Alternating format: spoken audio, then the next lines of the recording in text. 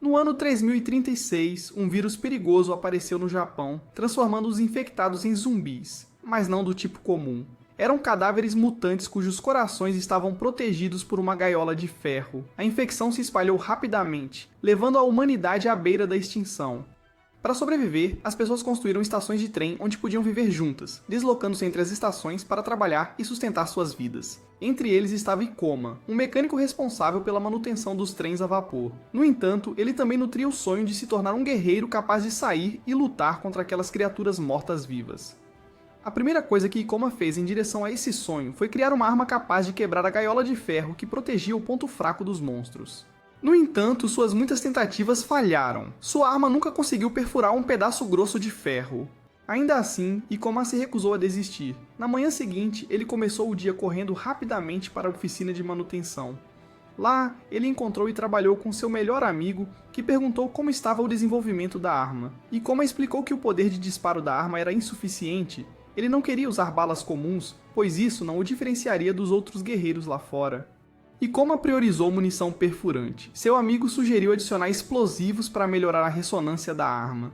Ao ouvir isso, Ikoma se sentiu tão iluminado que quase quis sair do trabalho mais cedo e correr para casa para continuar construindo.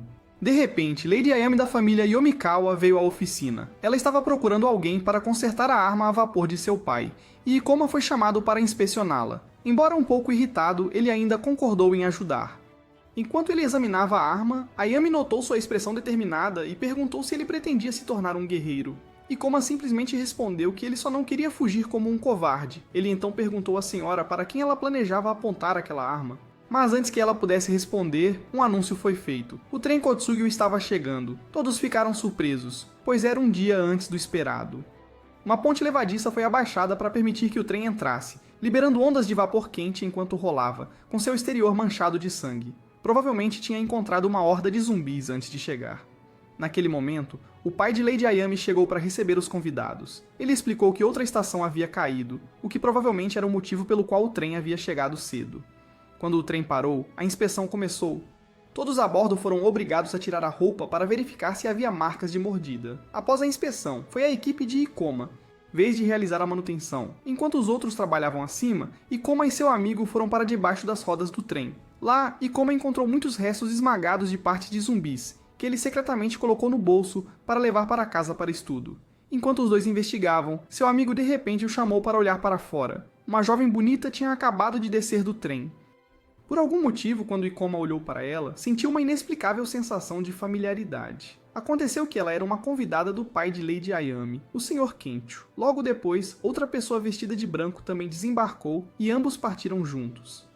Naquele momento, uma comoção ocorreu durante o processo de inspeção de infecção. Um homem foi suspeito de ter sido mordido e tentou escapar. Ele foi rapidamente cercado e estava prestes a ser executado quando Ikoma correu para protegê-lo. Ikoma insistiu que o homem não estava infectado e, mesmo que tivesse sido mordido, deveria ser colocado em quarentena por 3 dias para observar os sintomas. Claro, ninguém se importou em ouvir um trabalhador humilde como ele. Em vez disso, os soldados se voltaram contra Ikoma, batendo nele por ousar falar. Durante a briga, alguns restos de zumbis caíram acidentalmente do bolso de Ikoma, fazendo os soldados suspeitarem dele também. O acusado aproveitou o caos e tentou fugir, mas foi imediatamente baleado e morreu. O sangue dele era vermelho, provando que ele não estava infectado. Ikoma estava furioso porque ninguém havia escutado ele. Então, Lord Kencho apareceu, ordenou que seus homens batessem em Ikoma novamente e o prendeu sob vigilância por 3 dias. Naquela noite, enquanto Ikoma tentava encontrar uma forma de escapar, a garota de antes veio vê-lo. Ela se apresentou como Mei Mei, um nome que seu irmão havia lhe dado e que ela valorizava profundamente. Curiosa, Mei perguntou por que Ikoma tinha tanta certeza de que o homem não era um zumbi. Ikoma simplesmente respondeu que não podia ficar parado e ver uma pessoa inocente morrer. Mei disse que era normal os humanos temerem os infectados. Ikoma rebateu perguntando: então, se as pessoas estão com muito medo, isso torna matar os outros normal também. Ikoma acreditava que, independentemente das circunstâncias, nunca se deve perder a humanidade. Naquele momento, outro trem chegou. No entanto, desta vez eles foram descuidados e abriram a ponte cedo demais. O trem estava carregando uma horda de mortos-vivos que entrou correndo a toda velocidade. Quando perceberam, já era tarde demais. A ponte não pôde ser fechada a tempo e todo o trem cheio de cadáveres irrompeu direto na cidade. Naturalmente, os monstros saíram como uma onda gigante, atacando os moradores enquanto os sinos de alerta soavam por toda a cidade. Em meio ao caos, Ikoma aproveitou a chance para escapar. Ele correu o mais rápido que pôde de volta para casa para pegar sua arma. Os sons de gritos desesperados misturados com chamas rugindo criaram um espetáculo horrível. Mei já tinha partido com seu grupo, enquanto Kensu saiu para enfrentar os monstros, permitindo que sua filha fugisse. De volta a Ikoma, ele fez sua mão sangrar de propósito para atrair os mortos-vivos, com o objetivo de testar sua arma inacabada. Depois de esperar um pouco, um dos zumbis sentiu o cheiro de sangue e o seguiu. Ikoma se escondeu dentro da casa com sua arma pronta, tendo calibrado e ajustado a quantidade de pólvora corretamente. Mas, inesperadamente, o zumbi não entrou pela porta da frente. Ele pulou de cima. Mesmo assim, Ikoma conseguiu reagir a tempo e acertou no coração. Ele comemorou animado o sucesso, mas sua alegria durou menos de 5 segundos antes de perceber que foi mordido. Enquanto isso, o companheiro de Mei também havia sido mordido. O homem pediu à senhora para ir ao Kongokaku e aguardar as ordens do jovem mestre. Mei então partiu, mas logo encontrou um zumbi das regiões ocidentais. Ikoma, por outro lado, se recusou a aceitar seu destino como um mero zumbi. Seu cérebro funcionava a todo vapor. Ele usou ferro e fogo para bloquear o vírus de chegar ao cérebro, continuamente cravando pregos em seu corpo para impedir sua propagação. Ele havia se preparado para essa vingança por 5 anos e não podia simplesmente morrer agora. O vírus percorria todo o corpo de Ikoma, e a única coisa que restava fazer era bloquear o vaso sanguíneo no pescoço. Ele usou uma abraçadeira hidráulica para apertá-la o máximo possível. Com uma intensa vontade de vingança, Ikoma jurou não desistir e, inesperadamente, isso funcionou, afastando o vírus. Quanto a Mei, o zumbi avançou contra ela como um touro enfurecido, mas sem hesitar, ela deu um chute que fez a cabeça da criatura voar. Sua sandália até ficou presa em um pilar próximo devido à força. Algumas horas depois, Ikoma recobrou a consciência e se alegrou por não ter se transformado em um monstro. Naquele momento, seu amigo entrou correndo à sua procura, e Ikoma disse alegremente que sua arma funcionou. Os dois comemoraram juntos. Tomado pela excitação, Ikoma exclamou que tinha sido mordido, mas não se transformou. Ele sugeriu que poderiam estudar esse fenômeno. Enquanto isso, Mei havia chegado ao abrigo e estava traçando uma rota para o trem para escapar. Lá fora, Lady Ayami e seus guerreiros estavam lutando contra os mortos-vivos que cercavam as muralhas. Todos estavam se preparando para evacuar, mas ela disse para esperarem o sinal do pai dela. No entanto, eles se recusaram a morrer ali e queriam partir imediatamente. Mei então apareceu, dizendo que precisava de alguém para conduzir o trem para que pudesse partir com eles. Uma garota se apresentou para se voluntariar. Assim que tinha o que precisava, Mei avançou direto na horda de mortos-vivos para abrir caminho. Ela agarrou a cabeça de um deles para enfurecer todo o enxame e fazê-los persegui-la, então correu para a cidade para usar o terreno a seu favor. Sua arma era um par de pistolas, embora não fossem potentes o suficiente para perfurar o coração de um monstro com um único tiro. Então ela frequentemente os prendia contra barras de ferro para finalizá-los. Em apenas 100 segundos, Mei havia eliminado a horda. Os cidadãos seguiram o caminho que ela abriu e embarcaram no trem. Ikoma e seu amigo também seguiram para o trem por outra rota, mas, quando chegaram, os guardas os pararam para inspeção. Seu amigo entrou em pânico, percebendo que ninguém acreditaria na história de Ikoma. Nesse momento, 2 monstros apareceram, jogando todos em pânico. Ikoma planejava usar esta chance para matá-los e se provar, mas Mei apareceu de repente e os derrubou facilmente. Ikoma ficou impressionado com a força dela. Quando ela terminou, o cansaço começou a dominá-la. Ela parou por um momento diante de Ikoma, percebendo algo estranho nele, mas deixou passar quando o grupo de Ayami chegou. Logo depois, todos embarcaram no trem, preparando-se para partir. Ayami usou a chave que trouxe para ligar o motor enquanto Mei, exausta da batalha, afastou-se para descansar em um canto. No entanto, assim que o trem estava prestes a partir, os monstros invadiram novamente e o cercaram. Quando os monstros chegaram ao local do Ikoma, um deles já havia invadido. Sem hesitar, ele usou sua arma para derrubá-lo. No entanto, todos ficaram apavorados quando Ikoma revelou acidentalmente que havia sido infectado. Enquanto ele tentava explicar, o mesmo soldado que o havia atirado antes apareceu mais uma vez. Sem pensar 2 vezes, o homem atirou em Ikoma e imediatamente ordenou que o trem partisse. Ainda assim, quando chegaram ao portão, estava preso e não baixava. A única opção restante era puxar a alavanca manualmente. O soldado de antes se ofereceu para descer e se sacrificar, mas naquele momento alguém viu uma figura solitária caminhando entre os monstros. Era ninguém menos que Ikoma. Ele estava provando que não era um monstro, arrastando seu corpo machucado, Ikoma lutava em direção à alavanca, matando cada criatura que bloqueava seu caminho apenas para mostrar que ainda tinha sua humanidade. Ikoma finalmente conseguiu puxar na alavanca, abaixando o portão, e o trem começou a se mover enquanto ele chorava em desespero. Seu melhor amigo, sem querer desistir, jogou uma corda na tentativa de puxar Ikoma para cima, mas Ikoma recusou e ficou ali chorando. Nesse exato momento, Mei havia se recuperado e pulou para baixo. Ela prendeu a corda no corpo de Ikoma e seu amigo o puxou para cima. No entanto, o soldado apareceu novamente, declarando que Ikoma eventualmente se transformaria e insistindo em matá-lo.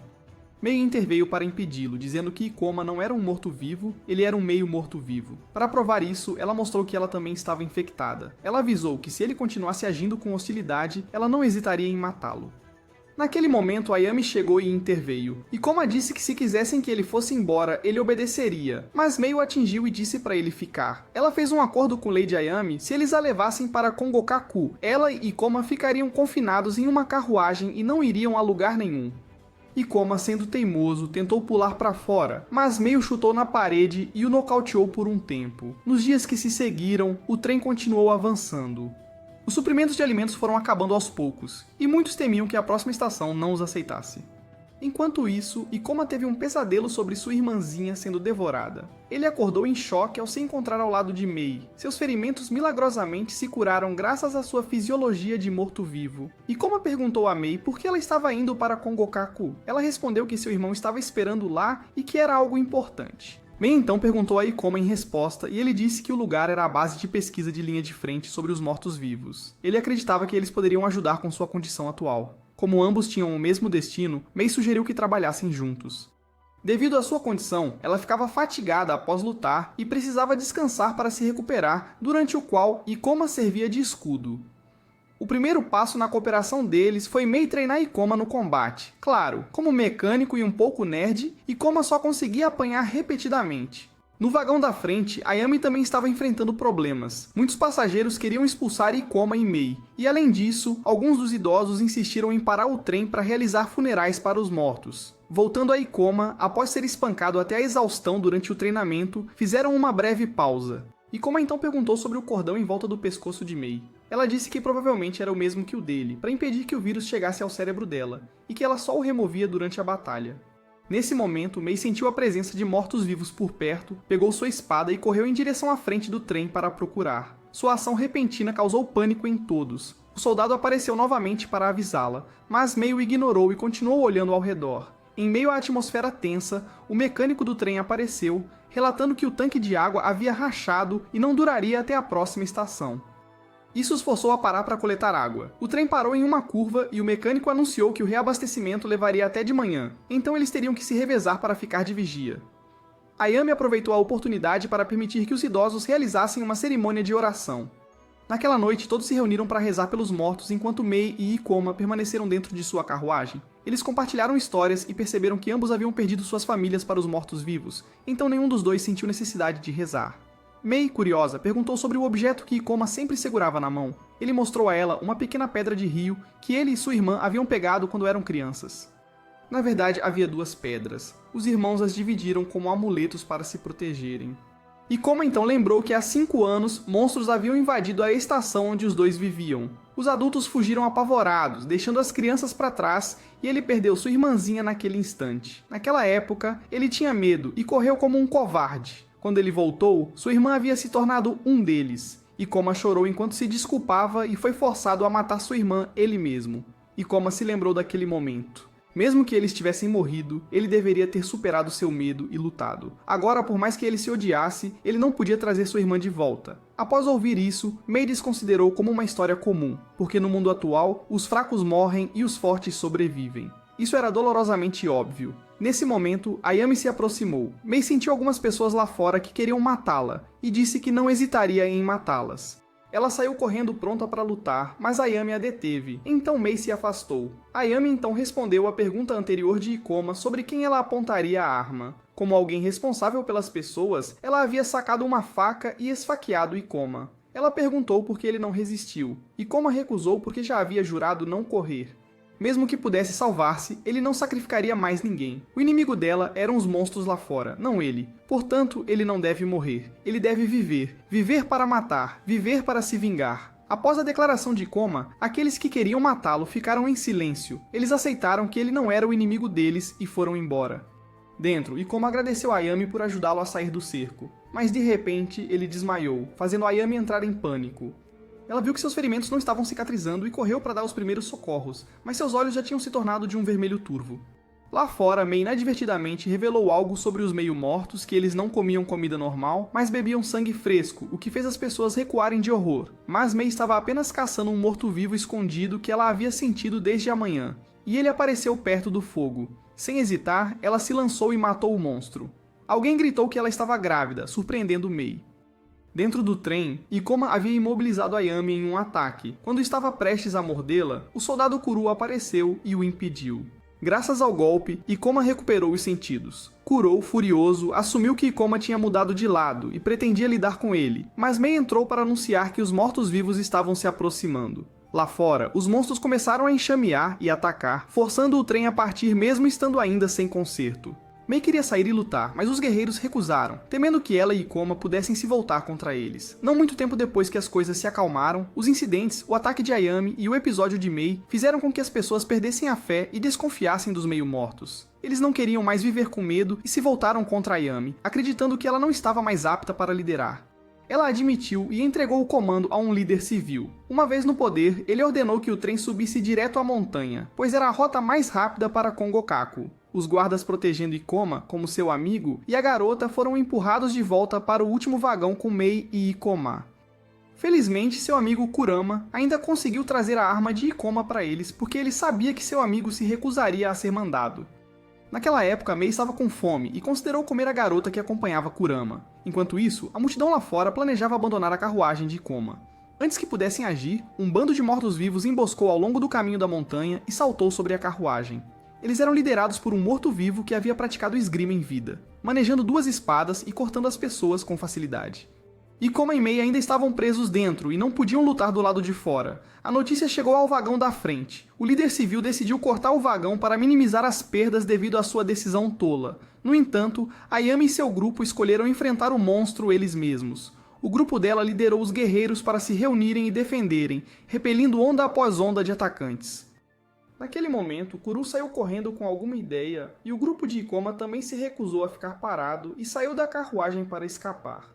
No entanto, sair não foi fácil porque o trem frequentemente entrava em túneis. Um dos membros do grupo de Kurama sugeriu uma solução. Após mais 3 túneis, haveria um longo trecho aberto entre eles que eles poderiam usar. De volta ao grupo de Ayami, um dos seus membros foi mordido.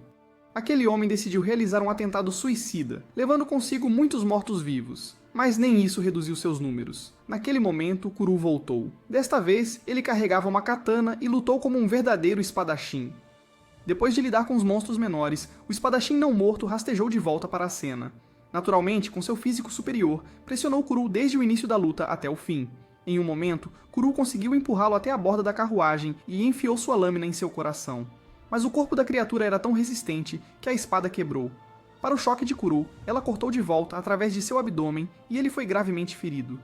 Vendo isso, todos abriram fogo para forçar o monstro a recuar e correram para arrastar Kiru para um lugar seguro. A situação era extremamente grave. Mei e Ikoma também estavam correndo em direção ao vagão da frente, mas depois de lutar por um tempo, Mei ficou exausta e com fome. E teve que ceder a luta para Ikoma. Ele então amarrou Mei ao lado da carruagem e deixou Kirama para vigiá-la. No entanto, o próprio Ikoma começou a mostrar sinais de fome e cansaço, mas ele continuou. Quando ele chegou à carruagem de Ayami, onde eles estavam lutando contra o monstro armado com uma espada, Ikoma gritou que precisava de sangue. Ele precisava de sangue para lutar contra aquele demônio. Em resposta, Ayami concordou em lhe dar sangue com uma condição, que ele a ajudasse a lutar. Assim que Ikoma recebeu o sangue, ele se recuperou completamente e com um único golpe derrubou facilmente o monstro. A atitude de todos mudou e eles comemoraram a vitória. Ayami reassumiu o comando e aceitaram Mei e Ikoma como guardiões sob um contrato de sangue. Eles se revezariam doando sangue sempre que um dos dois precisasse. O trem então continuou em linha reta em direção a Kongokaku. Nos dias que se seguiram, Ikoma trabalhou com os maquinistas para aprimorar as armas dos guerreiros. Ele desenvolveu uma munição propulsada por foguete capaz de perfurar o tórax de um zumbi. e revestiu lâminas de espadas com o metal retirado de ao redor dos corações dos monstros para que as espadas ficassem mais duráveis. Enquanto isso, Mei se integrou à população, muitas vezes mediando disputas e ganhando sua confiança. De repente, o trem freou bruscamente. Um anúncio informou que a estação Yashiro não estava respondendo, mas sinais de fumaça foram vistos, o que significa que ainda não havia sido invadida pelos mortos-vivos, e sobreviventes poderiam permanecer. Ayami pediu a todos para se prepararem para um resgate. Após inspecionar a estação, descobriram que uma torre de vigia havia caído sobre os trilhos, e eles não podiam passar. Se voltassem e pegassem o passo da montanha Nagi via estação Ishikoki, custaria mais 10 dias, e a comida não duraria. Eles pretendiam se reabastecer aqui, mas agora tinham que acolher refugiados. De acordo com os moradores, 3 dias antes, uma fumaça preta varreu, passando pelas paredes e transformando tudo em um inferno. Nesse momento, Mei encontrou um conhecido entre os refugiados e os dois saíram para conversar. Ele contou que há 20 dias, o shogunato tinha armazenado armas, não para lutar contra os mortos-vivos, mas para matar pessoas. Ele pediu para Mei relatar essa atividade suspeita ao jovem mestre e ofereceu sua ajuda se necessário. Ele também alertou Mei para ser cautelosa em suas ações, caso contrário, ela também seria descartada pelo jovem mestre como ele havia sido. Cumpre seu dever enquanto ainda és humana. Na reunião de estratégia, Ikoma propôs que se eles chegassem à sala da caldeira no centro da estação e a ligassem, o mecanismo central a vapor funcionaria, e eles poderiam usá-lo para remover a torre caída dos trilhos e prosseguir. No entanto, a inteligência relatou que a sala das caldeiras era um ninho de monstros. Ikoma então sugeriu uma rota alternativa circulando o guindaste, um pouco mais longe, mas eles só enfrentariam ataques ao longo de uma única linha, e com a participação de Mei, a taxa de sucesso seria muito alta. Ayami concordou com o plano. Mei se manifestou, dizendo que ela se juntaria, mas não lutaria ao lado dos outros. Ela só precisava ir direto para a sala da caldeira. Os covardes fariam um caminho longo, ela disse, e se recusou a lutar com covardes. Ikoma argumentou que não era covardia, mas uma forma de minimizar baixas. Mas Mei o empurrou e o acusou de ter medo de infecção. Ela insistiu que não iria pelo caminho mais longo e disse a todos para apenas seguirem atrás dela. Depois de dizer isso, Mei foi embora. Todos começaram a hesitar, mas Ikoma os tranquilizou de que sua arma funcionaria. Sem outra escolha, Ayami apostou nesse plano arriscado. Quando ela voltou para o vagão do trem, Mei descobriu que o cachorro criado pelas crianças havia morrido devido aos ferimentos graves. Mei murmurou que pelo menos o cachorro teve sorte de poder morrer antes de ser abandonado, porque um cachorro ferido não servia para nada mesmo. Suas palavras despertaram a raiva de todos ao redor. Percebendo que tinha ido longe demais, Mei rapidamente saiu correndo. As coisas não estavam muito melhores para Ikoma também, já que Kirama tremia como uma folha quando foi solicitado a ajudar com o plano. Felizmente, o homem que tinha ajudado Ikoma antes concordou em dar uma mão. Assim que tudo estava pronto, Ikoma voltou à carruagem para encontrar Mei, tendo notado seu comportamento estranho desde a manhã. Ele perguntou por que ela se recusava a lutar ao lado dos outros. Ela respondeu que estava lutando, apenas não seguiria o plano dele. Ikoma levantou a voz, dizendo que ela podia fazer o que quisesse, mas deveria se manter longe da sala da caldeira. Não havia motivo para se apressar direto para o coração do ninho do inimigo. Então a operação começou. O trem se aproximou do centro da estação e parou. Não vendo sinal de mortos-vivos, todos desembarcaram. Após enviar Kirama e seu amigo para lidar com o guindaste de controle, Ikoma e os outros seguiram em frente. Julgando pelos destroços e pela torre caída, Ikoma concluiu que deve ter sido obra do monstro de fumaça negra que os locais mencionaram. Naquele momento, ele viu Mei agir por conta própria novamente, correndo em direção à sala das caldeiras, forçando seu grupo a segui-la. Nessa altura, Mei já havia alcançado o ninho dos mortos-vivos. Ela começou com uma rajada de bombas de fumaça, depois dançou pelo campo de batalha, derrubando um monstro após o outro. Inesperadamente, desta vez ela foi ferida, e os monstros avançaram sem dar-lhe tempo de se recuperar. Quando o grupo de Ikoma finalmente chegou, Mei já havia derrotado todos os inimigos. Ela os provocou por serem lentos e disse para se apressarem com o trabalho. No entanto, quando um dos guerreiros olhou para fora para verificar, uma onda de fumaça negra entrou, trazendo uma nova horda de mortos-vivos. Logo perceberam que matar os mortos-vivos lá dentro não adiantava nada, só os deixava mais agitados. Mei tentou salvar a situação, insistindo que ainda podia lutar, mas Ikoma mandou ela calar a boca para que ele pudesse acelerar a ativação da caldeira. Assim que o sinal de Kirama veio, eles ativaram o guindaste para afastar a torre caída. Todos se retiraram rapidamente, mas Mei desapareceu. Ikoma não teve tempo de procurá-la. Ele correu de volta para seu amigo, disse-lhe para retornar ao trem e ficou para trás para operar o guindaste ele mesmo. Os mortos-vivos começaram a surgir do chão, formando uma pilha como uma montanha para subir mais alto. O trem começou a se mover para escapar, e Koma segurou a alavanca do guindaste o máximo que pôde. Olhando para fora, ele viu Mei ainda lutando, seus movimentos ficando mais lentos à medida que atingia seu limite. Então, um monstro armado com uma espada apareceu, derrubando sua arma e a arremessando para baixo. E Koma foi forçado a abandonar o guindaste, parando o movimento do trem, e pulou para resgatar Mei. Ela estava inconsciente de exaustão. Para piorar as coisas, uma criatura massiva surgiu, destruindo tudo em seu caminho, a própria fumaça negra. O monstro avançou contra o trem, obrigando os maquinistas a dar ré até a estação. Assim que chegaram, os portões foram selados. Felizmente, o fogo de apoio da estação retardou a criatura o suficiente para que eles pudessem fechar os portões a tempo. Acabou que a fumaça negra era um conglomerado de incontáveis mortos-vivos fundidos juntos. Nos seus sonhos, Mei reviveu o momento em que seus camaradas foram massacrados enquanto ela não podia fazer nada. Uma memória que a assombrava desde então. Ela acordou e se viu presa sob os escombros. E Koma logo chegou, e ao ver a dor dela, tentou libertá-la. Mei culpou-se pelo fracasso do plano, e Koma concordou que era culpa dela, mas também dele, já que ele havia abandonado a alavanca do guindaste quando ela caiu. Ambos falharam igualmente. Ele supôs que os outros deviam estar profundamente desapontados com eles, então eles não podiam morrer ali ainda. Eles tinham que sair e ajudar os outros. Enquanto isso, Aime e seu povo consideravam recuar através do Monte Nadi, já que não conseguiram passar pelo monstro, mas o motorista argumentou que seria impossível se a criatura decidisse persegui-los.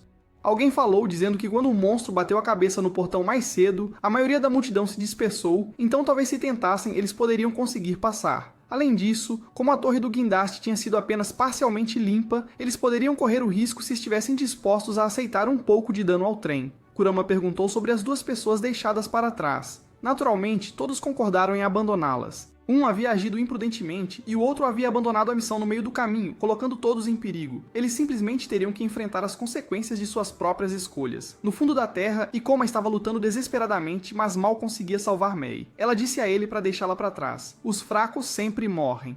É assim que as coisas são. Ikoma perguntou a ela, então, quando é que os fracos se tornam fortes? Ele reuniu tudo o que pôde encontrar ao redor e construiu um sistema de roldanas improvisado. Mesmo que Mei tivesse desistido, ele não desistiu. Mas a corda do dispositivo de Ikoma logo se partiu por excesso de carga. Naquele momento, o corpo de Mei começou a reagir. Ela havia chegado ao seu limite e estava prestes a se transformar em um zumbi completo. Desta vez, Mei estava realmente apavorada, gritando que não queria morrer. Ikoma deu seu sangue para ela beber, percebendo que se um meio zumbi ficasse muito tempo sem se alimentar, ele se transformaria completamente. Mas o cheiro de sangue fresco logo atraiu os mortos-vivos. Ikoma decidiu lidar com eles primeiro antes de voltar para salvar Mei. Ele se cortou com uma faca, usando seu próprio sangue como isca para afastar os monstros. Ele admitiu que era fraco, mas isso não significava que ele desistiria.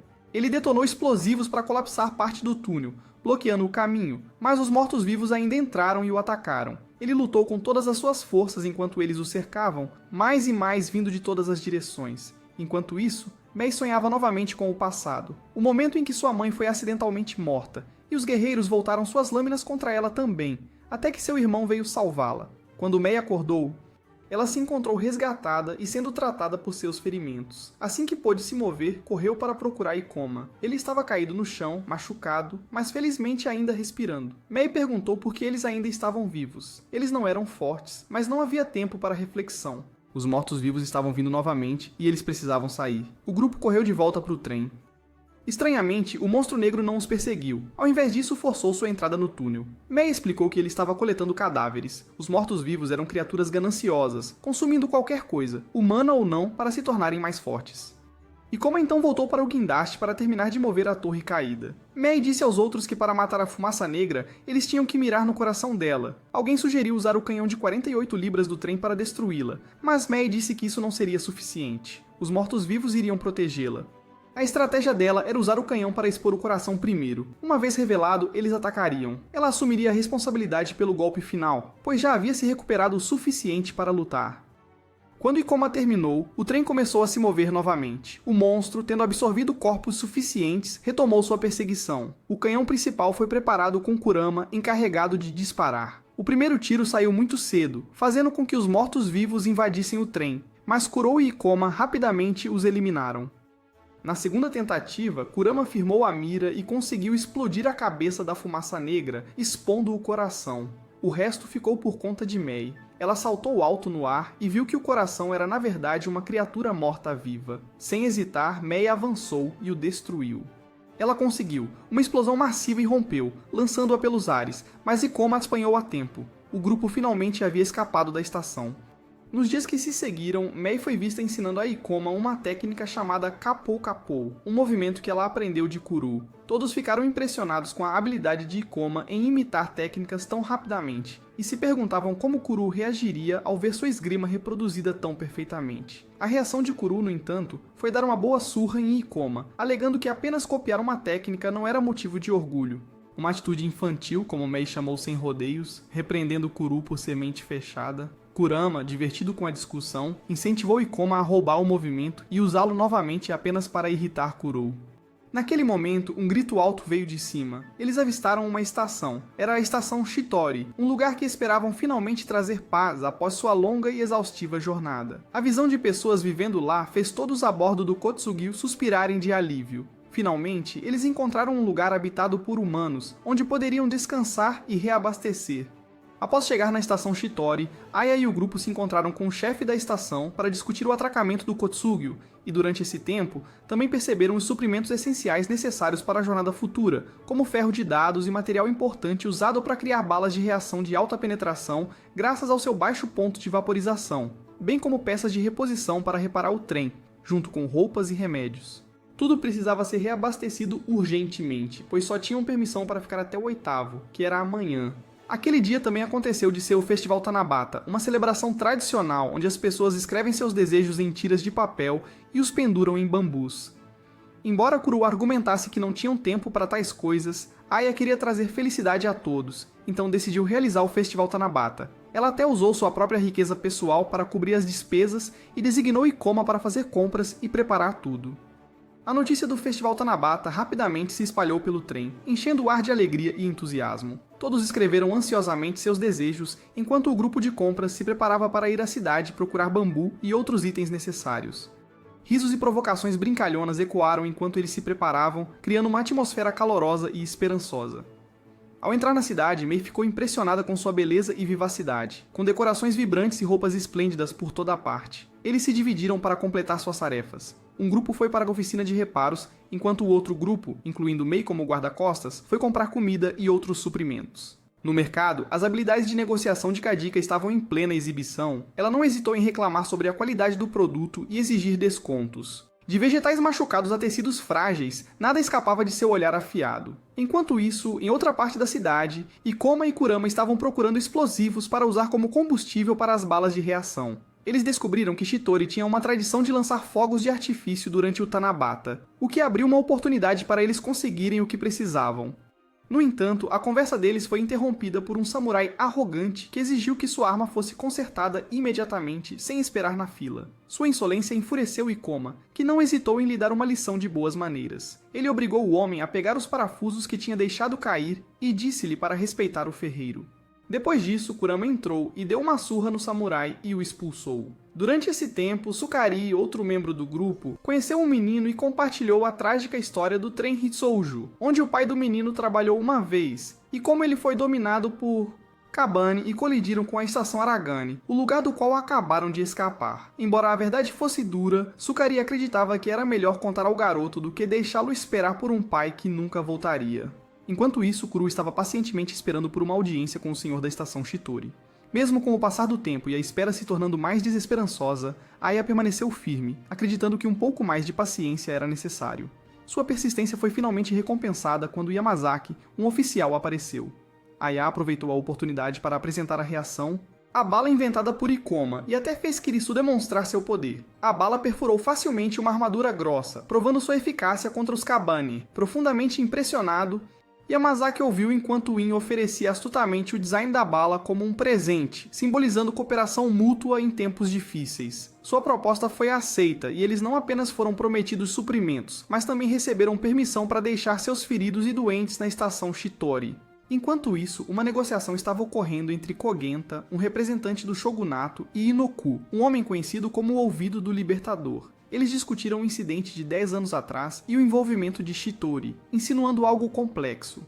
Uma luta pelo poder silenciosa acontecendo nos bastidores. De volta ao grupo de Mei, depois de um longo e exaustivo, mas bem-sucedido dia de compras, eles voltaram felizes para o Kotsugyo Train, trazendo todos os suprimentos necessários, especialmente os bambus para preparar o festival Tanabata. Eles decidiram jantar juntos na cidade, mas Mei silenciosamente se afastou do grupo, o que deixou Ikoma preocupado, então ele foi procurá-la.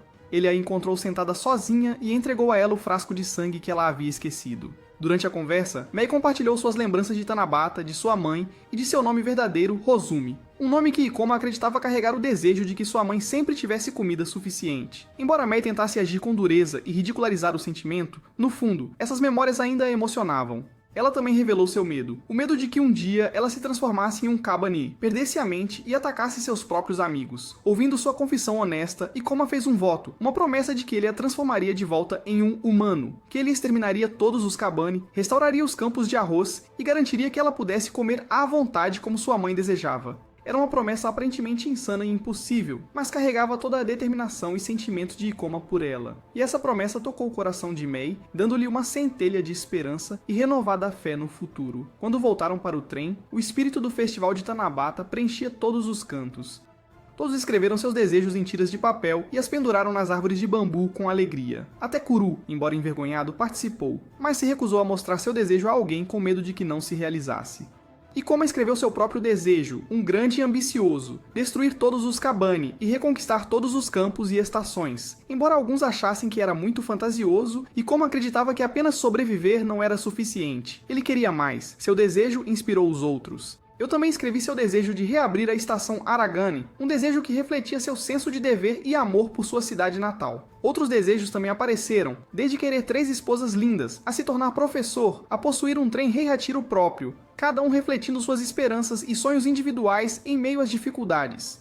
E finalmente, Mei escreveu seu próprio desejo, um simples mas profundamente significativo, de comer uma refeição completa, um desejo que ecoou a promessa de Ikoma e o desejo mais profundo em seu coração por uma vida pacífica e feliz. No dia seguinte, Ikoma pensou no irmão de Mei, acreditando que ele era quem havia ensinado a ela que os fracos devem morrer enquanto os fortes sobrevivem, e que ela havia abandonado seu antigo nome por causa dele. Justo então, uma comoção irrompeu do lado de fora. A chegada de um poderoso exército conhecido como os Hunters chamou a atenção de todos. Eles eram uma força independente especializada em exterminar Kabani, liderados por um jovem bonito e autoritário chamado Biba, o filho do Shogun. Sua aparição causou um grande alvoroço, e Biba acabou sendo o irmão mais velho de Mei, aquele que ela sempre admirou e esperou. Mei correu alegremente até ele, mas Biba parecia distante e frio, apenas perguntando se Mei havia completado sua missão. Quando soube que Shimano havia morrido, ele não mostrou nenhum sinal de tristeza. O comportamento e a presença dele deixaram Ikoma desconfiado. Ele precisava confirmar se esse homem era realmente um herói. Em meio aos altos aplausos de Biba-sama, o Salvador e Viva Biba, Mei apresentou ansiosamente seu irmão adotivo aos amigos a bordo do Kotsugyo, mencionando que havia outro meio Kabani como ela no trem, um jovem estranho chamado Ikoma, um detalhe que chamou a atenção de Biba. Naquele momento, In chegou e se apresentou como membro da família Yamakawa, também revelando seu parentesco com o ancião Dougen Makino, mostrando sem querer que eles também estavam indo em direção a Konkokaku, assim como Biba. Ela expressou sua gratidão a Mei e ficou surpresa ao saber que Mei era a irmã de Biba. No entanto, Biba esclareceu que Mei não era sua irmã biológica. Ele apenas permitiu que ela o chamasse de irmão. Mei apontou orgulhosamente para Ikoma, apresentando-o como seu escudo. Mas ao contrário de suas expectativas, Ikoma não agiu amigavelmente. Ele imediatamente confrontou Biba, questionando diretamente a filosofia cruel de que os fracos merecem morrer que Biba havia incutido na mente de Mei, criando uma atmosfera instantânea de tensão. No entanto, Biba calmamente dissipou a situação, sugerindo que Mei fosse fazer um check-up médico, e convidando In e Ikoma para entrar em sua carruagem para conversar em particular. Dentro do trem Kokugu, Biba mostrou um lado diferente de si mesmo ao consertar pessoalmente uma falha técnica, despreocupado com a possibilidade de sujar suas roupas, comentando que lutar contra Kabani já era um trabalho sujo por natureza. Enquanto isso, em outro lugar, Kuru foi provocado por um dos subordinados de Biba, Orobei, que facilmente o desarmou, uma demonstração destinada a exibir a habilidade e o poder superior dos caçadores. A conversa entre Biba e Ikoma continuou, centrada em suas visões opostas sobre sobrevivência. Biba defendeu sua filosofia, alegando que os fortes sobreviverem e os fracos perecerem era simplesmente a lei do mundo. No entanto, ele insistiu que não tinha intenção de abandonar os fracos. Ele procurou salvá-los, ensinando-os a se tornarem fortes e a lutarem por si mesmos. Ele até usou Mei como exemplo, dizendo que ela se salvou ao escolher lutar e se tornar forte, uma afirmação que desafiou diretamente as crenças de Ikoma. Justo quando a discussão deles ficava acalorada, a estação foi subitamente atacada por uma horda massiva de Kabani. Ikoma correu para fora para lutar enquanto Biba foi encontrar suas tropas e se preparar para a batalha. Quando a luta começou, o exército de caçadores de Biba demonstrou uma força impressionante. Após a artilharia retardar o avanço dos Kabani, eles avançaram além das muralhas, enfrentando os monstros de frente com armas leves, uma tática ousada e eficaz que surpreendeu aqueles a bordo do Kotegyo. A Heijiro de Biba, o Kokegyo, lançou bombas incendiárias, transformando o campo de batalha em um mar de chamas que incinerou as criaturas. Biba assistiu à batalha calmamente, observando a luta furiosa de Ikoma e comentando sobre sua alta tolerância à dor. Ele então designou Mei para eliminar um Kabani especial, e a aparição de outro meio Kabani entre as fileiras de Biba causou grande surpresa. No entanto, em meio à batalha feroz, outro plano estava se desenrolando em segredo. Enokyu, um assassino, aproximou-se de Biba e revelou que tinha sido enviado para matá-lo, mas agora desejava trair seu mestre e aliar-se a Biba. Biba rejeitou friamente sua oferta, declarando que não tinha utilidade para tal homem. Em uma tentativa desesperada, Enoku tentou atacar, mas Biba rapidamente o derrubou. Enquanto Enoku implorava por sua vida, Biba não hesitou e o matou, afirmando que Enoku, nutrindo pensamentos de traição, era fraco e, portanto, não digno de misericórdia. Ikoma testemunhou todo o ato com seus próprios olhos, cheio de raiva e desgosto. Sem conseguir se conter, ele correu até Biba, exigindo saber por que ele havia matado um homem que estava implorando por ajuda. Kirama imediatamente defendeu Biba, insistindo que Biba estava em perigo. Ayami teve que intervir e se desculpar pelo comportamento de Ikoma. Biba, com uma compostura calculada, tirou proveito da situação, enquadrando o incidente como uma tentativa de assassinato mal sucedida e propondo que suas forças escoltassem o Kotegyo até Kongokaku. Embora Ayami tenha concordado, ela não conseguia se livrar da profunda sensação de inquietação que permanecia dentro dela. Mais tarde, quando Ikoma falou com Kirama, suas suspeitas pareciam cada vez mais justificadas. Se Mei nunca tivesse sido mordida por um Kabani, então talvez ela tivesse sido transformada intencionalmente em uma meio Kabani. Memórias dolorosas do passado de Mei de repente ressurgiram, a imagem de seu irmão salvando-a após a morte de sua mãe, mas ao mesmo tempo plantando nela a cruel crença de que a fraqueza de sua mãe havia levado à sua morte, e que para sobreviver ela tinha que se tornar forte e nunca mais depender de ninguém. Biba retirou-lhe o nome Hatsumi e deu-lhe um novo, Mei, que significa sem nome, como uma declaração de sua nova existência, a de uma guerreira sem passado, cujo único propósito era lutar. Voltando ao presente, Biba deu a Mei uma nova missão, obter a chave mestra do Kotegyo de Ayami. Ele provocou habilmente o orgulho de Mei ao perguntar se Ayami era mais forte que ela, uma questão que atingiu diretamente seu desejo de provar a si mesma e ganhar o reconhecimento de seu irmão. Enquanto isso, a conspiração de Biba estava se tornando cada vez mais aparente. Ele confrontou Hiratsuka, que havia se envolvido na tentativa de assassinato, e o forçou a revelar o mentor por trás disso. A verdade sobre a traição de 10 anos atrás, quando o exército de Biba foi abandonado para morrer nas mãos do Shogun, foi finalmente revelada. Ao mesmo tempo, Ikoma e os outros descobriram um fato ainda mais horrível. Biba estava transportando um grande número de Kabani em seu trem, o Kokegyo. Então, Mei foi encontrar Ayami para exigir a chave. Quando Ayami hesitou, Mei ficou agressiva, convencida de que poderia facilmente dominar a fraca Ayami. No entanto, Yukina interveio de forma astuta, entregando a Mei uma chave falsa para aliviar a situação. No entanto, Biba rapidamente descobriu a farsa e percebeu que as pessoas a bordo do Kotegyo ainda não confiavam totalmente nele. Naquele momento, Ikoma foi até o vagão de carga cheio de Kabani e confrontou Mei. Ele contou a ela o que havia descoberto, e Mei admitiu que estava ciente disso, mas acreditava que era para o propósito de estudar o inimigo. Quando Ikoma a pressionou, perguntando se ela tinha sido transformada em uma meia Kabani através daquela mesma tecnologia, Mei desabou em lágrimas e confessou que ela havia pessoalmente pedido ao irmão para fazê-lo porque queria se tornar mais forte e se recusava a ser fraca como sua mãe.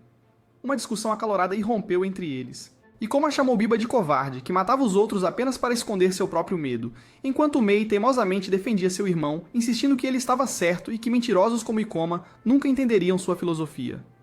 As palavras amargas de Mei aprofundaram a ferida no coração de Ikoma. Ele se afastou silenciosamente com apenas uma imagem permanecendo em sua mente, o sorriso que Biba usava quando matou Enoku.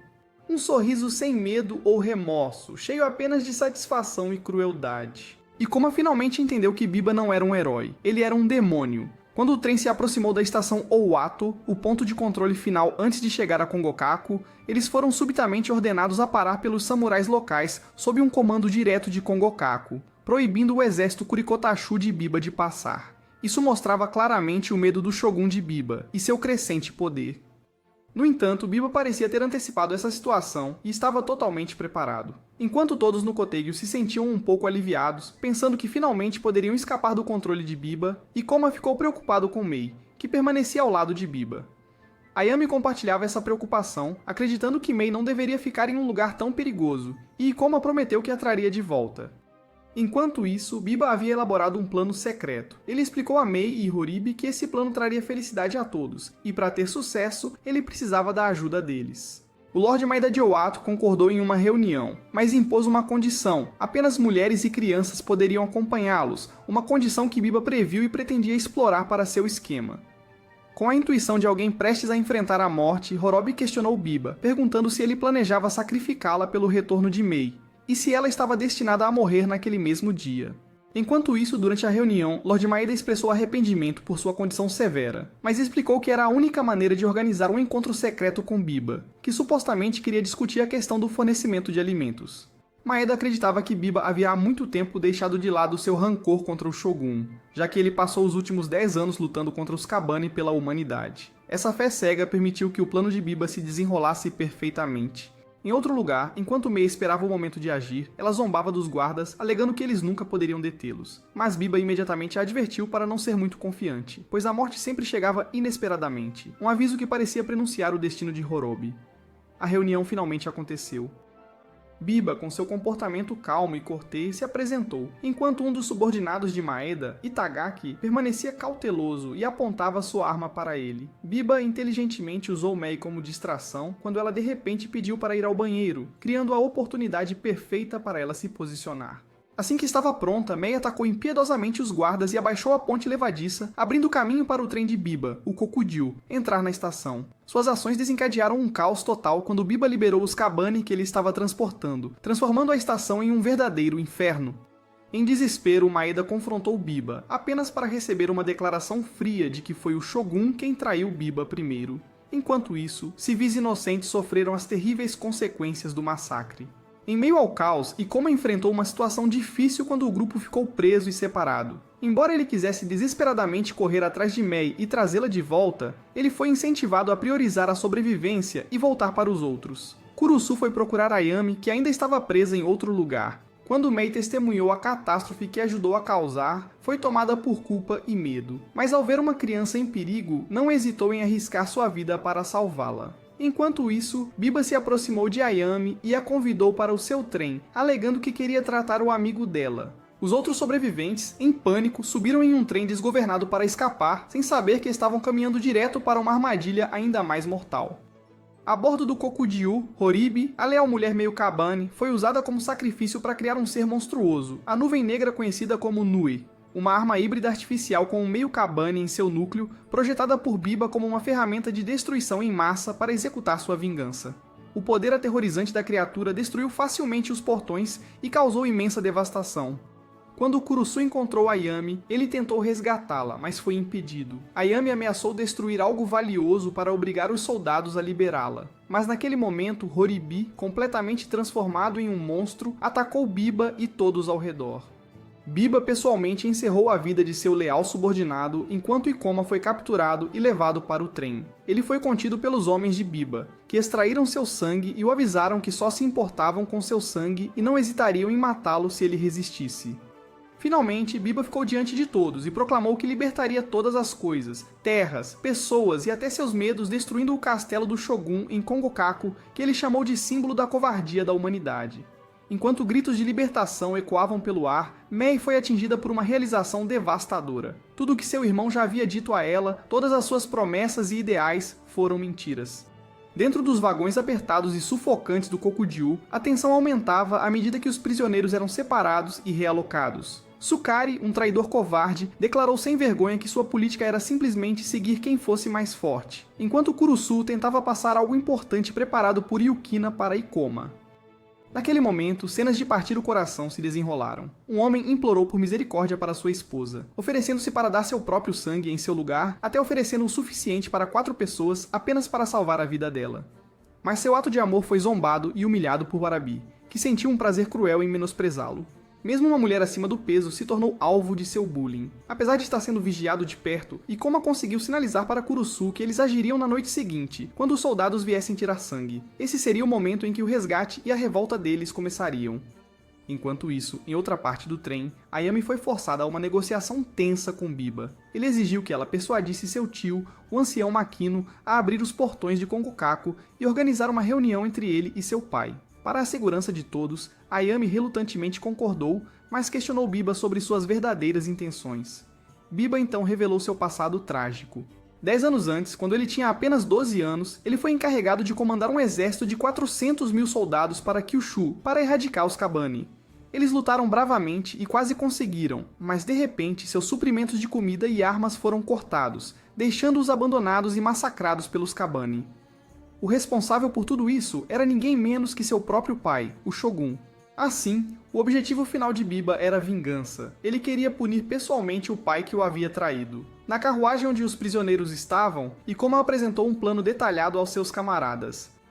O objetivo deles era tomar o controle da sala de máquinas do Kokujyu, o coração do trem, e para fazer isso eles precisavam roubar a chave de um soldado que entregava sangue ao vagão de armazenamento Kabani todas as noites. Embora o plano fosse arriscado, eles não tinham outra escolha. A vida deles e a segurança de Kongokaku estavam em jogo. Além de resgatar Ayami, Ikoma também estava determinado a trazer Mei de volta, quisesse ela ou não. Quando Kurusu curiosamente perguntou se Mei lembrava de sua falecida irmã, Hetsune, Ikoma negou firmemente. Ele, mas eventualmente admitiu seus verdadeiros sentimentos. Ele sentiu como se uma voz dentro dele o estivesse instigando a salvar Mei desta vez, a parar de fugir. Kurusu percebeu que essa voz não vinha de nenhuma força sobrenatural, ela vinha do próprio coração de Ikoma, uma verdade que revelou o quanto Ikoma se importava profundamente com Mei. Quase ao mesmo tempo, Mei confrontou seu irmão. Ela questionou Biba sobre retirar sangue dos passageiros do Kotsugyu. Biba respondeu com uma pergunta enigmática, perguntando o que realmente era um Kabani. Ele afirmou que a existência dos Kabani tinha apenas revelado os verdadeiros inimigos que deviam ser destruídos. Quando Mei parecia confusa, Biba perguntou se ela estava com medo dele, uma pergunta que sinalizava uma crescente ruptura em seu relacionamento. No entanto, Biba logo suavizou seu tom, assegurando gentilmente que ele não faria mal àqueles a bordo do Kotsugyu, desde que eles não resistissem. A promessa acalmou Mei, mas por trás dela havia um esquema sombrio. Biba secretamente ordenou aos seus subordinados que Mei precisava ser corrigida adequadamente. Enquanto isso, o grupo de Ikoma estava ocupado se preparando para sua revolta, sem saber que o perigo já estava se aproximando. Quando chegou a hora, Ikoma e seus companheiros colocaram seu plano em ação. Com a ajuda de Kurusu, Ikoma encenou uma perturbação para criar caos e distrair os guardas. Depois de roubar as chaves, Kurusu rapidamente destrancou as celas dos prisioneiros e juntos eles lançaram sua revolta, pegando todos de surpresa. Sukari quase foi o primeiro a ser espancado antes que Ikoma os parasse, explicando que ele tinha sido o informante deles. Quando o Warabi tentou atacar Ikoma, Kurusu interveio e o derrubou. No entanto, enquanto Ikoma e Kurusu avançavam em direção à sala de máquinas, eles caíram em uma armadilha. Biba já havia antecipado o plano deles e trocado as chaves, impedindo-os de entrar. Quando Kurusu se jogou na frente de Ikoma para protegê-lo dos tiros, ele foi abatido, sacrificando heroicamente sua vida. Biba então apareceu e zombou de Ikoma, perguntando como era perder seu melhor amigo, uma pergunta que despertou uma fúria avassaladora em Ikoma. Em seu desespero, Mei tentou resistir ao seu irmão. Ela se recusou a matar Ikoma, declarando que queria ficar com seus amigos a bordo do Kotsugyu e viver em um mundo sem mortos-vivos, onde pudesse comer até se fartar todos os dias. No entanto, Biba não aceitou sua resistência. Ele ordenou que seus subordinados a capturassem e a injetassem com um soro, um que parecia capaz de controlar a mente, levando-a à loucura e fazendo-a obedecer cegamente suas ordens. Enquanto Ikoma, consumido pela dor pela morte de Kurama, corria para atacar Biba, Mei, sob o controle de Biba, virou-se e cravou sua lâmina no coração de Ikoma, um ato impiedoso que levou a tragédia ao seu ápice. Com um sorriso satisfeito, Biba a elogiou como minha Mei, enquanto Ikoma, com descrença nos olhos que se apagavam, desabou, deixando para trás um futuro envolto em tristeza e incerteza. Na carruagem de luto, todos seguravam o corpo de Kurama perto, chorando de angústia enquanto os soldados de Biba chegavam sem mostrar respeito. Incapaz de conter a raiva, um deles gritou de fúria, desafiando os soldados a matarem todos, um grito de pura ira e desespero. No entanto, os sobreviventes restantes tentaram manter a calma. Eles carregaram silenciosamente o corpo de Kurama de volta, enquanto Ayami contava as conspirações políticas em torno do trono do Shogun. Ela revelou que, depois de Biba ter sido traído por seu pai, ele guardou um rancor profundo. Embora Ayami tentasse convencer Biba de que sua bondade não era fraqueza, ele a ignorou. Ele declarou que destruiria a fortaleza de seu covarde pai e que as garras afiadas de Mei trariam o fim de tudo. Enquanto isso, em Kongokaku, o ancião Makino tentava tranquilizar os cidadãos em meio às notícias da rebelião de Biba. Ele se gabava da inexpugnabilidade da fortaleza, comparando-a a um pássaro divino que nunca poderia ser derrotado. Mas por trás de suas palavras ousadas estava a ocultação de uma verdade perigosa. Makino sabia sobre o monstro de fumaça preta que Biba havia criado, mas escolheu manter isso em segredo, temendo que a revelação provocasse pânico desnecessário. Essa decisão fatal plantou as sementes de uma catástrofe ainda maior.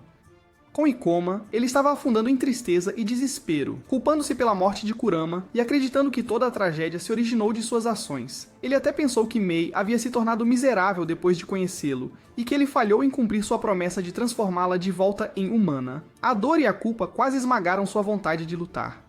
Naquele momento, o Kotsugyo, agora sob o controle de Biba, apareceu de repente em Kongokaku.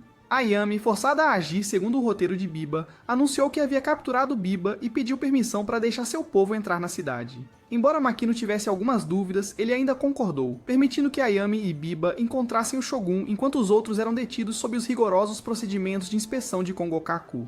Por volta da mesma época, Ikoma encontrou Kurusu, que havia escapado das garras de Biba. Quando Kurusu soube o que havia acontecido, ele ficou furioso e repreendeu Ikoma como um covarde que havia fugido. Mas nesse momento, um dos subordinados capturados de Biba, mantido por Kurusu, reconheceu Ikoma como um meio-morto selvagem e notou a ferida em seu peito, aquela infligida por Mei. Depois Kurusu tomou sua decisão. Ele continuaria lutando, não importava o quanto Ikoma estivesse destruído. No salão principal do castelo, o encontro fatídico entre Biba e seu pai finalmente aconteceu. Biba devolveu a única lembrança que seu pai havia dado a ele como recordação do passado e então implorou para que seu pai terminasse sua vida com suas próprias mãos. Biba então começou a semear dúvidas e medo entre os presentes, alegando que podia distinguir os mortos-vivos escondidos entre a multidão e imediatamente apontou para um homem, acusando-o falsamente de ser um dos mortos-vivos, mergulhando o salão em caos e suspeita. No final foi o próprio Shogun quem matou o homem que ele acreditava ser um morto-vivo. E quando Biba revelou que o Shogun já havia sido transformado em um, o caos se rompeu. As pessoas começaram a atacar umas às outras e apesar de Ayami tentar detê-las, ela estava impotente. Com um sorriso cruel, Biba revelou todo o seu plano. Ele usou uma toxina para transformar o Shogun em um morto-vivo, e então liberou os mortos-vivos que trouxe com ele na cidade, transformando Kongokaku em um inferno vivo. Em seu desespero, Makino tentou revidar, mas foi brutalmente assassinado pelos próprios subordinados de Biba. Enquanto isso, Ikoma ainda estava mergulhado em desespero até que o velho prisioneiro revelou a verdade horrível. Mei seria transformada em uma Nue, e a única maneira de salvá-la era injetar plasma branco diretamente em seu coração.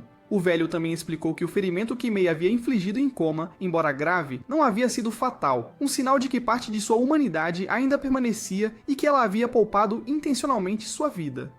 Esta verdade reacendeu a chama da esperança dentro de Ikoma. Ele decidiu não desistir e exigiu que o velho lhe injetasse plasma negro, uma substância que estimulava o vírus zumbi e ampliava seu poder. Apesar de saber que isso consumiria sua vida rapidamente, Ikoma não hesitou, pois seu único objetivo agora era matar Biba e salvar Mei. Naquele momento, enquanto o poder dos mortos-vivos percorria seu corpo, Ikoma se tornou o homem de quem poderia se orgulhar, um herói disposto a sacrificar tudo para proteger o que amava. Naquela altura, Mei já havia recebido a injeção do soro por Biba e estava começando a se transformar. No seu estado monstruoso e temporariamente descontrolado, Ikoma enfrentou uma batalha feroz dentro de si. Quando Kurusu o viu naquela condição, não hesitou em lembrá-lo de seu juramento de matar Ikoma, se ele algum dia se transformasse completamente em um morto-vivo.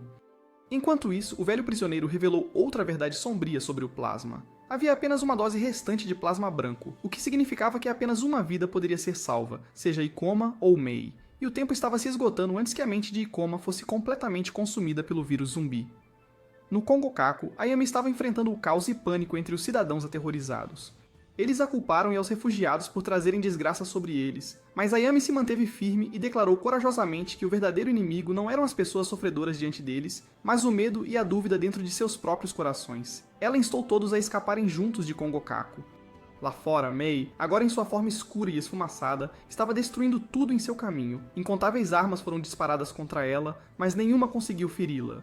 Dentro da sua mente, inúmeras borboletas vermelhas, símbolos de todos aqueles que morreram, flutuavam ao redor. Ela correu em terror, mas tropeçou e caiu, ouvindo vozes que a acusavam, chamando-a de monstro e dizendo para ela morrer. O medo a dominava, e a criatura do lado de fora ficava ainda mais violenta. Um dos subordinados de Biba relatou que Maio chegaria à torre da fortaleza em cerca de 30 minutos e ordenou que todos se reunissem no setor 13 para a extração. Mas então de repente congelou. Ele tinha visto Ikoma. Ikoma, agora como uma fera faminta, estava rastreando Biba pelo cheiro, matando qualquer um que ficasse em seu caminho. Até mesmo Biba ficou abalado quando sentiu a presença de Ikoma. Seus soldados se moveram para atacar, mas Kurusu apareceu e o defendeu, derrubando ondas de soldados. Ikoma saltou nos trilhos para ajudar Kurusu. Os soldados, apavorados, tentaram de tudo para matá-lo, e um deles até dirigiu um trem inteiro em direção a Ikoma, na esperança de esmagá-lo com pura força. Enquanto Ikoma tentava se libertar, vários soldados se sacrificaram para mantê-lo preso, mas agora ele estava muito poderoso. Com um braço, Ikoma lançou todo o trem no ar, fazendo-o explodir em uma enorme explosão. No entanto, em troca dessa força esmagadora, o vírus estava se espalhando rapidamente pelo seu corpo. Sua visão estava começando a ficar turva. Kurusu correu preocupado, e felizmente Ikoma ainda estava vivo. Nesse momento, um soldado sobrevivente avançou em direção a Ikoma para atacar, mas Ikoma rapidamente o desarmou. Então veio seu julgamento. Porque o homem havia matado muitos, ele teve que pagar o preço. Ikoma o atingiu diretamente no coração, matando-o instantaneamente. Enquanto isso, após saber o que aconteceu, os homens de Biba chegaram e entregaram a ele um frasco de plasma branco como precaução para o pior cenário. Biba ordenou aos homens restantes que resgatassem seus camaradas e evacuassem assim que tudo estivesse terminado. Quanto a Kurusu, ele decidiu não deixar os esforços de Ikoma serem em vão. Ele escolheu deixar Ikoma viver e disse a todos os outros para se retirarem enquanto ele ficava sozinho para enfrentá-lo. Mei, por outro lado, ainda estava disparando incessantemente, e os destroços das explosões começaram a cair em direção a Ikoma e Kurusu, separando-os. Kurusu se viu cercado por uma horda de monstros, mas gritou que ficaria bem e disse a Ikoma para ir salvar Mei. Ao ouvir isso, Ikoma assentiu e saiu correndo. Enquanto corria, ele chamou o nome de Mei. Dentro de sua mente, Mei ainda estava atormentada por um conflito interno, assombrada por uma voz que lhe dizia que ela precisava ser forte para sobreviver, que sua fraqueza nunca poderia retornar, que havia desaparecido para sempre. Enquanto ela afundava mais profundamente no desespero, uma borboleta azul apareceu, a voz de Ikoma chamando por ela. Ela imediatamente respondeu a ele, e a criatura do lado de fora de repente parou de se mover e desabou. Ikoma aproveitou o momento, tentando injetar nela o soro, mas justo então, Biba apareceu, pronto para o confronto final. A essa altura, Ikoma já havia chegado ao seu limite, sua visão estava sumindo. Enquanto Biba se aproximava, sacando sua espada, disse que há muito aguardava uma alma destemida como Ikoma. A batalha final entre Ikoma e Biba começou, feroz e brutal. Ambos lutaram com toda a força que lhes restava, mas exausto, Ikoma foi arremessado para trás. Mesmo assim, ele se forçou a ficar de pé novamente. Biba, ao notar as veias negras se espalhando pelo corpo de Ikoma, percebeu que ele havia usado plasma negro. Ele perguntou se tal sacrifício realmente valia a pena. Ikoma respondeu firmemente que sim, porque ele havia prometido salvar Mei e torná-la humana novamente. Biba atacou, lançando Ikoma para longe mais uma vez, e quando Ikoma tentou se levantar, ele foi perfurado diretamente no peito. Ao redor de Mei, as borboletas vermelhas reapareceram, mas em meio ao brilho vermelho, uma única borboleta azul brilhou intensamente. Foi Ikoma. Aquela luz reacendeu a vontade de Mei de viver. Ikoma, embora gravemente ferido, conseguiu mover a lâmina para que perfurasse seu ombro em vez de seu coração. Rugindo de fúria, ele gritou: "Biba, por sua causa perdi meu amigo!" Ikoma quebrou a espada de Biba e avançou contra ele. Biba conseguiu contra-atacar, quebrando o braço de Ikoma, fazendo-o gritar de agonia. Mas Ikoma não parou. Mais uma vez, ele liberou uma onda de poder que fez Biba voar. Agora, o único pensamento na mente de Ikoma era Biba. "Vou te matar", ele rosnou. Pela primeira vez, Biba sentiu medo. Mas o preço da força de Ikoma finalmente chegou. Ele tinha perdido completamente a visão. Biba aproveitou a oportunidade e se aproximou silenciosamente, sem fazer barulho. Quando chegou perto o suficiente, a voz de Mei chamou Ikoma, orientando-o. Ikoma se virou instantaneamente e disparou sua arma, arrancando o braço de Biba. O líder de guerra caiu no chão.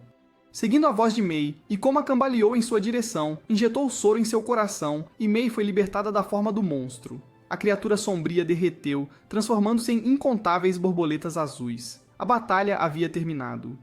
Quando Mei acordou, ela tinha voltado ao normal e encontrou uma pequena pedra em sua mão idêntica à de Ikoma. Ikoma estava imóvel por perto, seu destino incerto, muito provavelmente morto. Mas para ter certeza, Biba, mal se mantendo vivo, se arrastou mais perto com a intenção de esfaqueá-lo novamente. Ele atirou em Ikoma, mas Mei interveio para impedir seu irmão.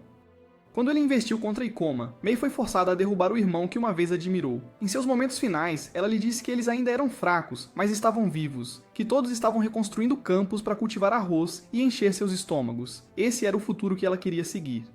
Ela também renunciou ao nome Mei que ele tinha lhe dado. Agora eu sou Rosumi, ela disse.